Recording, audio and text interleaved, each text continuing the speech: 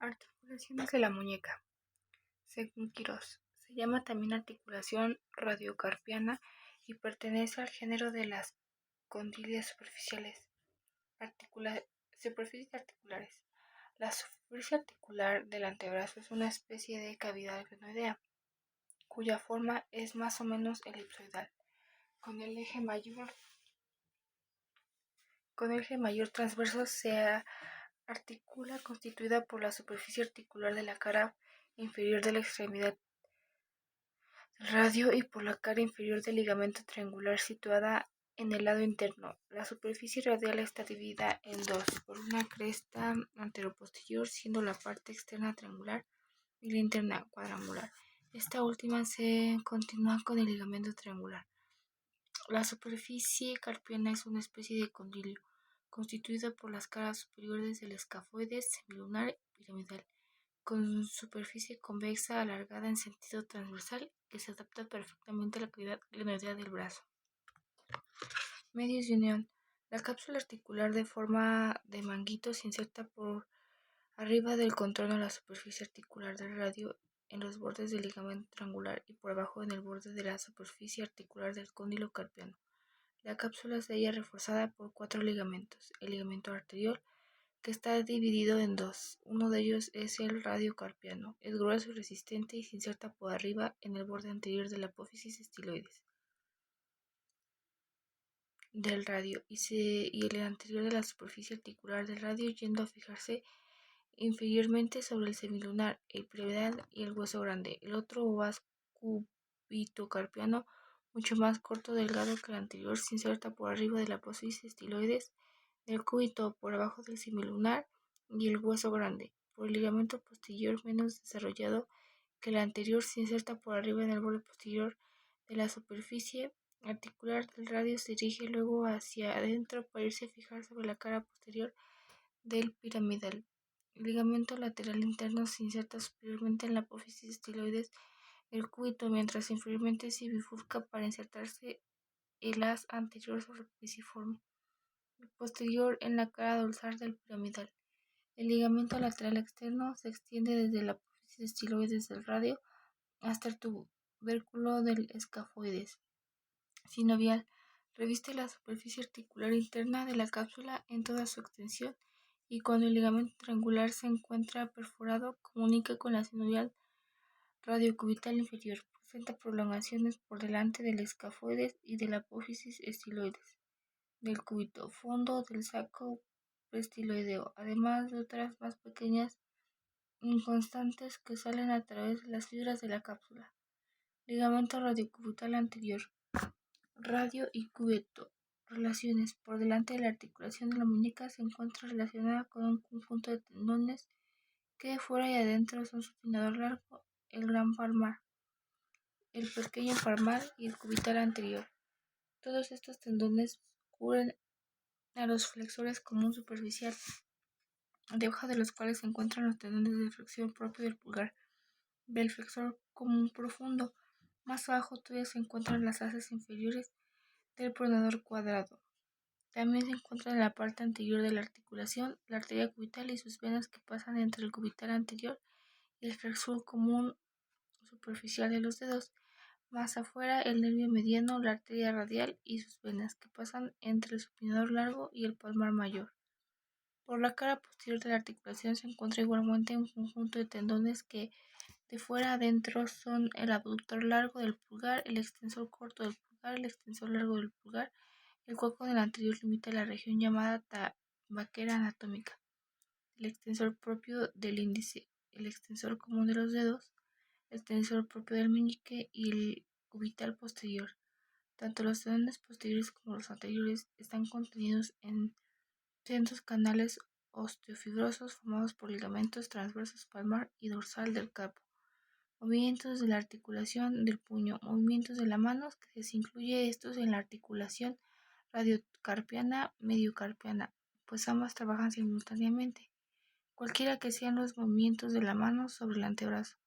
En la flexión, la palma de la mano se aproxima a la cara anterior del brazo, colocando la primera línea del carpo, o sea, el cóndilo carpiano, que se disla de adelante hacia atrás sobre el agreno antebraquial, mientras la segunda línea del carpo se flexiona en ambas. La cabeza del hueso grande sirve como centro para que los demás huesos del carpo se movilicen sobre él. Aprovechando el relajamiento del ligamento anterior y la distensión de los posteriores, intervienen en este acto los flexores superficial profundo, comunes de los dedos, y el flexor propio del pulgar, como principales el grande, el pequeño, el palmar, el cubital, el anterior, inervados por el nervio mediano.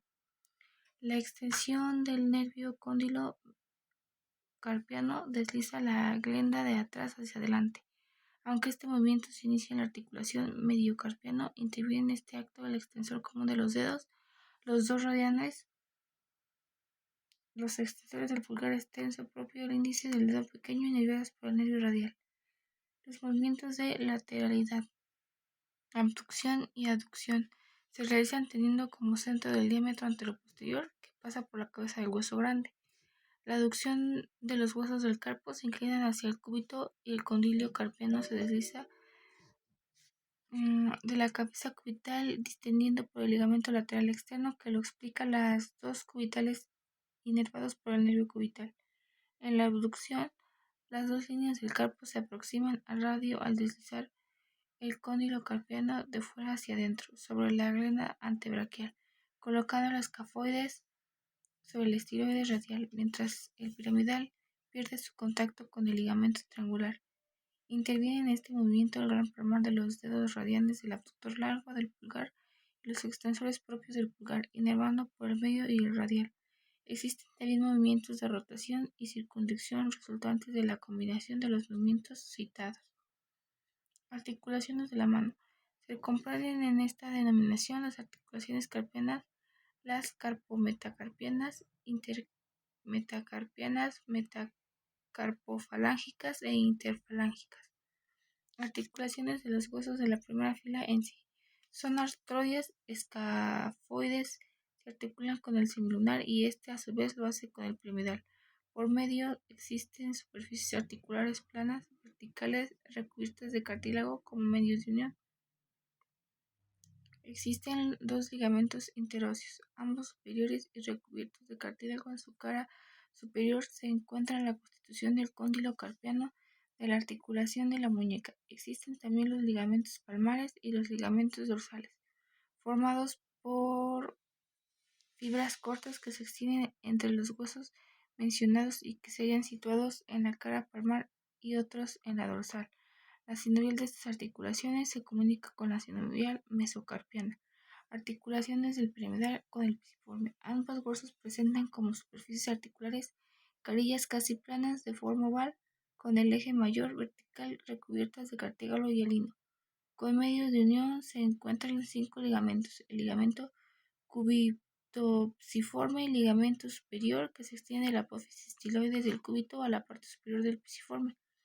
Es el fascículo anterior del ligamento lateral interno de la articulación de la muñeca, el ligamento uniciforme o palmar que va desde la cara anterior del hueso gancho al pisiforme, y ligamento piramidal o dorsal del pisiforme con la cara dorsal del piramidal. Hay además dos ligamentos inferiores, yendo uno de ellos a fijarse sobre la apófisis del hueso ganchudo, mientras el otro lo hace a la extremidad superior del quinto metacarpiano. Esta articulación presenta sinovial propia, articulaciones de los huesos de la segunda hilera del carpo entre sí. El trapecio, trapezoides, hueso grande y hueso ganchoso se articulan entre sí formando tres articulaciones de tipo artrodia. Sus superficies articulares son casi planas, verticales, cubiertas de cartílago y se hallan unidas por tres ligamentos interóseos, uno por cada articulación. Tres ligamentos palmares situados en la cara anterior se extienden transversalmente del trapecio al trapezoide, del trapezoide al hueso grande y este al hueso ganchudo. Por último, otros tres ligamentos dorsales más débiles que los anteriores se hallan colocados en la misma forma por la cara dorsal. Los sinoviales de estas articulaciones son dependencias de la sinovial mesocarpiana. Articulación mediocarpiana. Se halla constituida por la cara inferior de los huesos de la primera línea del carpo, excepto el pisiforme, y por la superior de los huesos de la segunda fila.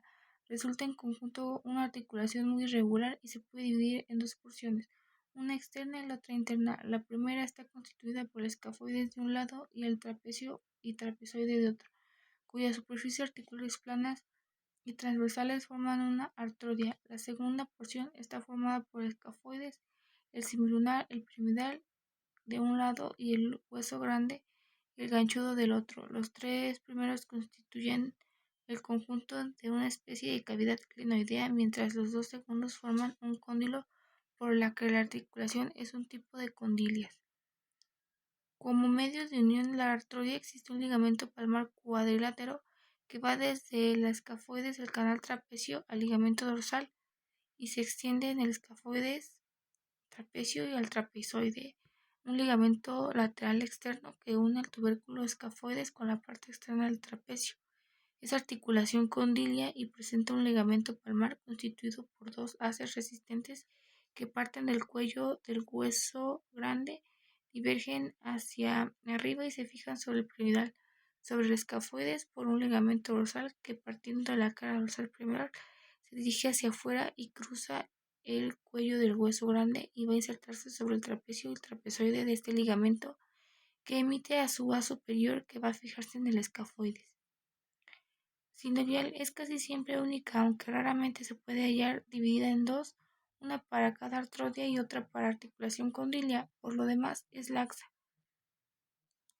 En la cara posterior que de la anterior emite prolongaciones ascendentes y descendentes para las articulaciones de la primera hilaria del carpo y de la segunda respectivamente. Movimientos. Están en perfecta armonía los de todas las articulaciones carpianas e intervienen en ellos los mismos músculos. Estos músculos son de flexión, producidos principalmente por el grande y el pequeño palmar, y el cubital anterior y un modo secundario de los flexores superficiales y profundo de los dedos.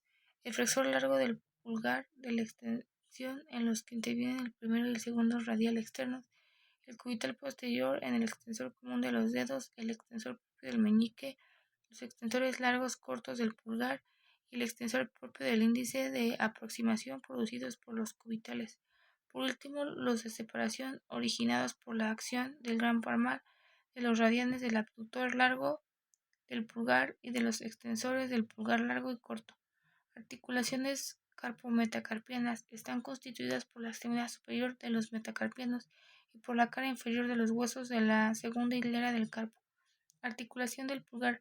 Presenta como superficies articulares por parte del trapecio una superficie cuadrangular cóncava transversalmente convexa en el sentido anterior superior y por parte del primer metacarpiano una superficie de configuración inversa, es decir, convexa transversalmente y cóncava en el sentido anterior posterior.